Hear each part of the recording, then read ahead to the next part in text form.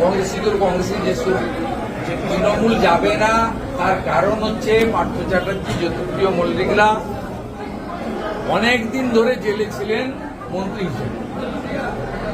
তৃণমূল জানে যে সঠিকভাবে ইনভেস্টিগেটিং এজেন্সি যদি ধরতে শুরু করে তাহলে অর্ধেক মন্ত্রিসভা, শুধু চন্দ্রনাথ সিনহার মতো নয়, অর্ধেক মন্ত্রিসভা ইনক্লুডিং মুখ্যমন্ত্রী সকলেরই জেল যাত্রা হতে পারে।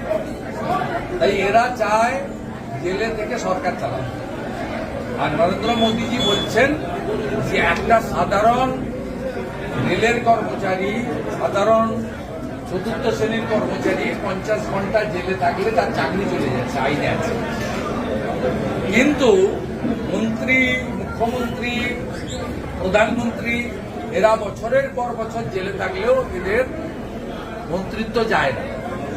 ভারতবর্ষের সংবিধানে আপনারও একটা ভোট, আমারও একটা ভোট, মাননীয় রাষ্ট্রপতিরও একটা ভোট, একটা সাধারণ গ্রামের প্রান্তিক কৃষক মজদুরেরও একটা ভোট। তাই এই ক্ষেত্রে দুরকম আইন থাকবে কেন? যদি রেলের একটা সাধারণ কর্মচারী বা একটা চতুর্থ শ্রেণীর কোনো কর্মচারী, তার যদি কোনো দুর্নীতি বা কোনো ফৌজদারি অভিযোগে 50 ঘন্টা জেলে থাকলে চাকরি যায়, একটা মন্ত্রী 30 দিন জেলে থাকলে তার কেন মন্ত্রিত্ব যাবে? এই প্রশ্নটা তুলেছেন মাননীয় প্রধানমন্ত্রী দমদমের সভায়। এই প্রশ্নের কি বলবেন জেপিসিকে? উত্তর তো দেওয়ার কিছু নেই, তাই না যাওয়াটাই ভালো।